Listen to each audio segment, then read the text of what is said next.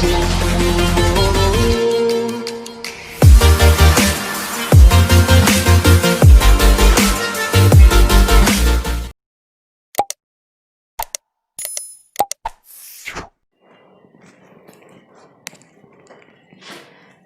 साथियों, Suryanagari Uniqlo classes के YouTube channel पे मैं आपका हार्दिक स्वागत और अभिनंदन करती हूँ। मैं उर्मिला राठी। बात करें राजस्थान पुलिस के प्रमोशन की, तो जैसे कि पहले मैंने एक वीडियो दिया था, आईपीसी का पहला पार्ट बनाया था। आज मैं आईपीसी का सेकंड पार्ट लेकर आई हूँ, जिसके अंदर कुछ सेक्शंस होंगे जिनके बारे में हम डिस्कस करेंगे और उन्हीं सेक्शनों को आपको पढ़ना है, वहीं से आपके क्वेश्चंस बनते हैं।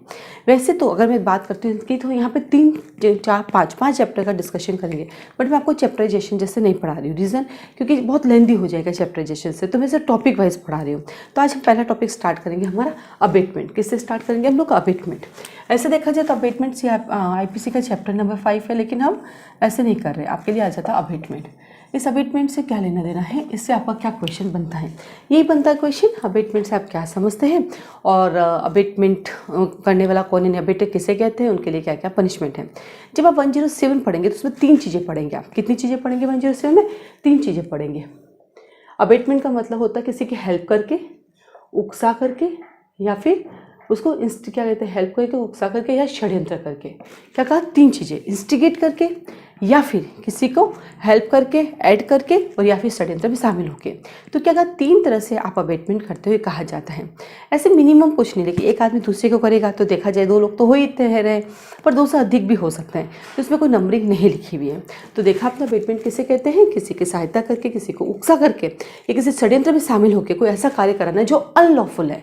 कैसा है? जो विधि विरुद्ध है, वो कार्य करते तो अबेटमेंट माना जाता है। Who is a abettor? ये बड़ी अच्छी डेफिनेशन है। अबेटर कौन है? जो अबेटमेंट करता है और जिसके कहने पर सामने वाला व्यक्ति कोई कार्य करता है या कार्य करने का लोभ करता है, या कोई ऐसा कार्य करता है जो ऑफेंस है, या किसी ऑफेंस को करने के लिए उसे क्या करवाता है, उसे कोई कार्य करवाता है। बहुत अजीब सी डेफिनेशन, लेकिन ढंग से पढ़ोगे तो आप देख लोगे। ऐसा कोई ऑफेंस कराता है, ठीक है, या ऐसा कोई कार्य कराता है जो ऑफेंस है। अब यहाँ पे एक अच्छी चीज़ कहता है कि जिससे हम काम करा रहे हैं, यानी अगर मैं अबेटर हूँ और मैं आपसे करा रही हूँ, तो आपका वही इंटेंशन और वही नॉलेज हो भी सकता है, और वही इंटेंशन और वही नॉलेज नहीं भी हो सकता, उससे कोई फर्क नहीं पड़ता, बट मैंने अबेटमेंट किया है, ऐसा कहा जाता है। ठीक है, जैसे आप सेक्शन 108 पढ़ेंगे अबेटर, तो वहाँ अबेटर के बारे में, तो वहाँ पे 5 एक्सप्लेनेशन दिए गए। कितने एक्सप्लेनेशन दिए गए? 5 एक्सप्लेनेशन दिए गए हैं। एक्सप्लेनेशन 1, 2, 3, 4, 5 आपको बताता है अबेटमेंट क्या है, अबेटमेंट जिसका किया जाता है उसका कब कैपेबल होना जरूरी है या नहीं, अबेटमेंट का अबेटमेंट भी अबेटमेंट होता है, षड्यंत्र द्वारा भी अबेटमेंट किया जा सकता है, इलीगल एक्ट करने के लिए अबेटमेंट किया जा सकता है।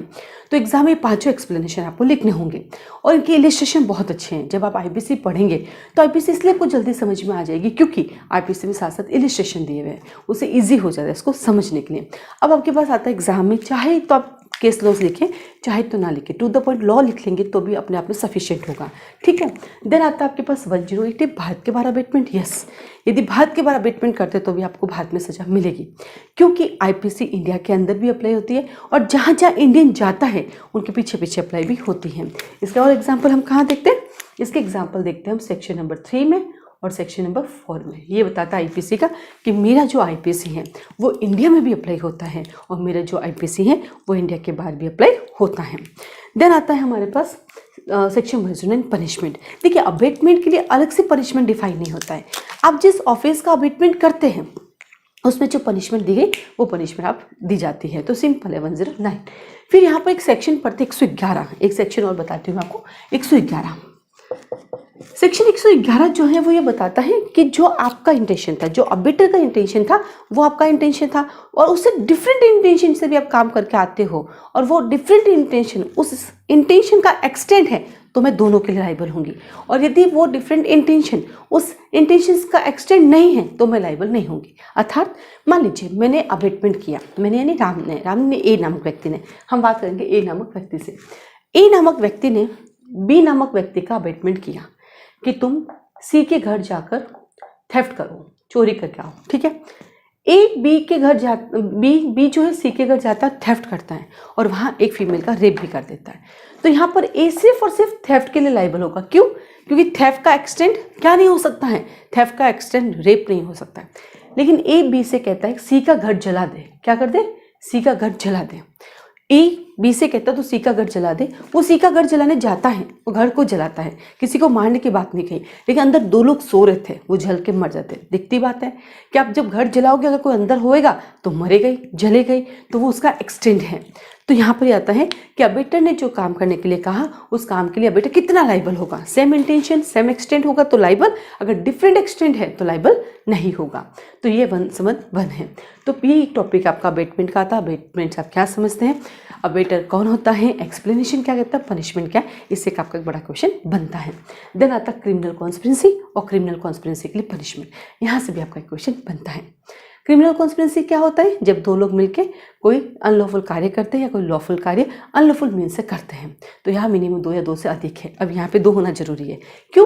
क्योंकि कॉन्स्पिरेसी कब बनेगी, जब मोर देन 1 होंगे तब बनेगी। तो यह मिनिमम क्राइटेरिया होता है और फिर उसके लिए पनिशमेंट। अब देखिए, अभी मैंने थोड़ी देर पहले बताया कि अबेटमेंट की पनिशमेंट वही होगी जो सेक्शन में लिखी हुई है, ठीक वैसा यहाँ पर भी है। यहाँ पर भी 2 भागों में डिवाइड है, ए और बी। ए पार्ट कहता है कि आप ऐसा कोई ऑफेंस करते हो, ऐसा कोई ऑफेंस का कॉन्स्पिरेसी करते हो जिसमें डेथ सेंटेंस है, लाइफ इम्प्रिजनमेंट है या एक्सीडिंग 2 ईयर्स है, तो आपको वो पनिशमेंट मिलेगा जो उस कानून में लिखी हुई है।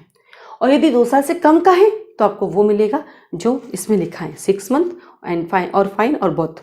यहाँ पर बहुत अच्छी बात है, ये तो चलो आपके छोटा सा था, हमारे जुडिशरी वाले बच्चों के लिए तो इसका एक्सटेंड होता है, 120B का एक्सटेंड होता है CRPC के अंदर। और वहाँ पर आपके खिलाफ प्रोसीडिंग करने से पहले ना गवर्नमेंट की सैंक्शन लेनी पड़ती है कि भैया सरकार परमिशन देगी या तो स्टेट गवर्नमेंट है DM तभी प्रोसीडिंग होगी, पर वो आपके लिए जरूरी नहीं है। तो पहला था अबेटमेंट और दूसरा था कॉन्स्पिरेसी। देन तीसरा आता है चैप्टर 8 अनलॉफुल असेंबली। ये बहुत काम का है आपके लिए, यहाँ से बहुत सारे क्वेश्चन बनते हैं। अनलॉफुल असेंबली, जब अनलॉफुल असेंबली की बात करते हैं तो 141 से 160 का चैप्टर है। हालांकि पूरा रीड करना चाहिए, क्योंकि जब आप पूरा रीड करोगे तो आपको जल्दी याद हो जाएगा। 141 अनलॉफुल असेंबली का मतलब क्या होता है, सबसे पहले 5 और मोर देन 5 होने चाहिए। यानी अनलॉफुल असेंबली का पहला कंडीशन है 5 या 5 से अधिक व्यक्ति होने चाहिए। वो क्या करेंगे, अनलॉफुल एक्ट करेंगे। किसके साथ करेंगे, तो जब आप 141 पढ़ेंगे तो इसके भी 5 भाग हैं। यानी आज आप जो भी चीज़ें पढ़ रहे हो 5-5 ही आ रही है, इसमें भी 5 बातें हैं। पहला आता है भारत सरकार और पार्लियामेंट, स्टेट गवर्नमेंट, लेजिस्लेचर और पब्लिक सर्वेंट के अगेंस्ट, ठीक है। सेकंड आता है लॉफुल ऑर्डर को फॉलो करने से रुकवाना आता है। फिर वहाँ पे थर्ड आता है कि लॉ के अथॉरिटी के ऑर्डर को मानने से मना करते हो या मिसचीफ करते हो, रिस्ट्री करते हैं, है ना। फिर आता है कि आप जो है पब्लिक प्रॉपर्टी पे या पब्लिक वाटर पे उसको यूज़ करने से रोकते हो। और पांचवा आता है कि आपको ऐसा एक्ट या ओमिशन करने के लिए मजबूर करते हो सामने वाले को, जिसको करने के लिए लॉ के द्वारा प्रोहिबिटेड है, या ऐसा ओमिशन करवाते हो जो करने के लिए लॉ के द्वारा बाउंड है। तो आप अनलॉफुल असेंबली करते हो और इसको आपको याद करना है, क्योंकि यहाँ से आपका क्वेश्चन आता है। तो ये आपका क्वेश्चन है लिखने का 141 अनलॉफुल असेंबली सब क्या समझते हैं। फिर जब इसके आगे जाओगे तो यहाँ पे मेंबर बनने के लिए और यहाँ आपका पनिशमेंट है, मेंबर बनोगे, ठीक है, और देन आपको पनिशमेंट मिलेगा। फिर 144, 145 इसका एक्सटेंड है। 141 कहता है फॉर डेडली वेपन के साथ आप अनलॉफुल असेंबली, पहले तो सीधे सीधे जाके 5 से अधिक व्यक्ति कर रहे हैं, मना किया हुआ है। और जब आप साथ में क्या लेके हथियार लेकर जाते हो तो डेडली वेपन्स के साथ 145 आप सबको डिस्पर्स होने को देंगे, हट जाइए हट जाइए हट जाइए, फिर वो लोग इकट्ठे होते रहते हैं। फिर अगला क्वेश्चन आता है आपके यहाँ से 146 और 146, इसे बोलते हैं राइट, बलवा। क्या करवाते हैं, बलवा। बलवे की पहली शर्त क्या है, 5 या 5 से अधिक व्यक्ति होने चाहिए। कैसे, क्योंकि अनलॉफुल असेंबली ना वही एक्सटेंड होती है। तो अनलॉफुल असेंबली के मेंबर ये 5 या 5 से अधिक व्यक्ति चाहिए। क्या करते हैं, नाम बलवा है, बल या हिंसा का प्रयोग करते हैं। और ये बल और हिंसा का प्रयोग कहाँ हो सकता है, ये पब्लिक प्लेस पर भी हो सकता है, ये प्राइवेट प्लेस पर भी हो सकता है। ऐसा मैंने क्यों बताया, क्योंकि हम आगे पढ़ेंगे 159 और 160, इसे बोलते हैं दंगा। ये दो चीज़ें तो आप रोज सुनते हो, बलवा और दंगा। तो बलवा में प्राइवेट प्लेस भी हो सकता है, पब्लिक प्लेस भी हो सकता है। और क्या करते हैं, इसमें बल और हिंसा का प्रयोग किया जाता है। जबकि दंगे में क्या होता है, ये प्राइवेट पब्लिक प्लेस पर ही होगा, प्राइवेट प्लेस पर नहीं होगा, ये सिर्फ पब्लिक प्लेस पे होगा। और इसमें क्या कहते हैं, इसमें पब्लिक पीस को डैमेज होना जरूरी है। 2 लोग सड़क पर लड़ रहे हैं, लोग इकट्ठे हो रहे हैं, जाम हो रहे हैं रास्ते वगैरह, ये सब दंगा होता है, ठीक है। और इसमें कितने लोग चाहिए, 2 और मोर देन 2 हो सकता है, मिनिमम 2 चाहिए। क्रिमिनल कॉन्स्पिरेसी में मिनिमम 2 चाहिए, अनलॉफुल असेंबली में मिनिमम 5 चाहिए, राइट में भी 5 चाहिए, ठीक है।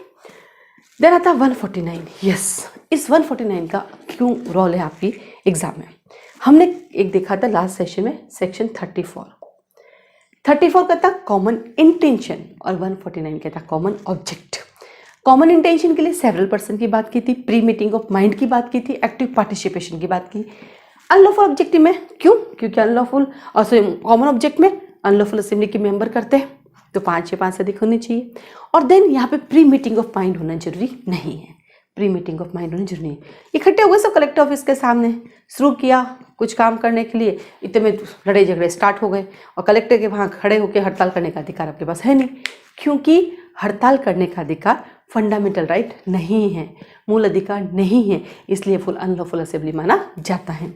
देन आता आपके पास 153A, AA और B, ये काम के हैं आपके नॉलेज पॉइंट ऑफ व्यू से, भारत सरकार के एकता अखंडता को लेके, धर्म मूलमंत्र को लेके, ऑफेंस करने से रिलेटेड है ना। तो ये हमारे काम का है।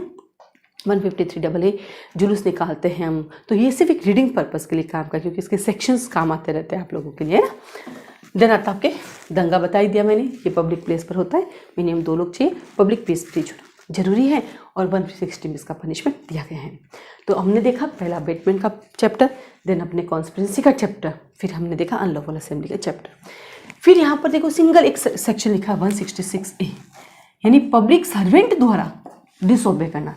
इतनी देर तो जनता कर रही थी, ये सेक्शन कहता है पब्लिक सर्वेंट का ड्यूटी है, यानी पुलिस का ड्यूटी है कि एफआईआर दर्ज करें, और यदि नहीं करते हैं, स्टेटमेंट नहीं लेते तो उनके खिलाफ भी कार्रवाई की जा सकती है। तो जनरली सब जगह करते हैं, पर पता होनी चाहिए वही ऐसा एक प्रोविजंस भी बना हुआ है।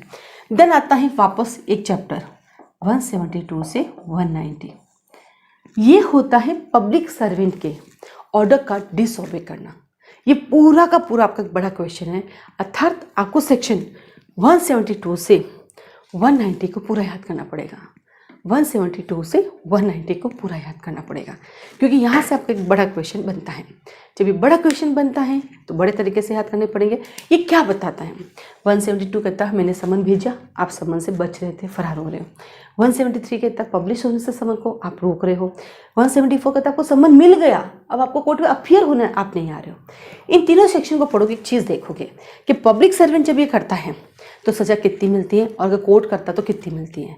कि पब्लिक सर्वेंट ने बुलाया, आप नहीं आए तो 1 माह की सज़ा और 500 रुपये, अगर कोर्ट ने बुलाया तो अपनी आई तो 6 माह की सज़ा और 1000 रुपये। तो ऐसे क्या होगा, एक ब्लॉक बन जाएगा आपका। तो इसके ऊपर मैं एक विस्तार से वीडियो बनाऊंगी, ताकि ये चैप्टर आपके 100% एग्जाम में आता है और ये पूरा आपको लिखना होता है, तो वो मैं विस्तार से बनाऊंगी तो वो आपको याद हो जाएगा, राइट। तो ये था आज का छोटा सा कि यहाँ से यहाँ तक तो बहुत है, इसकी रीडिंग करोगे तो जितना मैंने समझा आपको समझ में आ जाएगा। इसके ऊपर अभी सभी मेरे पास आज काम है, क्योंकि मेरी नेक्स्ट क्लास स्टार्ट होने वाली है, तो इसके ऊपर मैं आपको विस्तार से वीडियो बनाऊंगी। तो क्या कहता है 172 से 190, अभी यहाँ 188 तक लिखा, क्योंकि 189 और 190 जो है दो नॉर्मल प्रोविजंस की बात करते हैं, वो इसमें एग्जाम में लिखने की जरूरत नहीं होती है। बाकी पूरा का पूरा क्या चैप्टर कहता है कि पब्लिक सर्वेंट के आपने ऑर्डर का डिसओबे किया, उनका कंटेम्प्ट किया, तो सामने वाले पक्षकार को क्या क्या सजा मिल सकती है। तो ये आपके प्रमोशन के लिए है। अभी हमेशा राजस्थान पुलिस लिखती हूँ ना, अभी सारी पुलिस लिख ली, क्योंकि ये सबके लिए काम आएगा। तो आप लोग इसको पढ़िएगा, अपनी कंटिन्यूटी रखिएगा, डायरेक्ट ले सकते हैं आप, गाइड से भी पढ़ सकते हैं। राजस्थान में मोस्ट ऑफ हिंदी में होता है, मेरे पास जो बुक है इससे रिलेटेड वो पूरी हिंदी में है, इसलिए मैं हिंदी ज़्यादा बोल रही हूँ, क्योंकि कहाँ राजस्थान में लिखा है कि हिंदी मीडियम में ज़्यादा होता है। मुझे जिन्होंने कहा कि तुम्हें पढ़ाना है, उन्होंने कहा मोस्ट ऑफ जो है पुलिस वाले हिंदी में होंगे, तो हिंदी में इनको जल्दी समझ में आएगा, तो उस हिसाब से हिंदी में ज़्यादा हो रहा अपना, ठीक है। चलिए आप लोग तैयारी कीजिए, ध्यान रखिएगा अपना। आज के लिए धन्यवाद।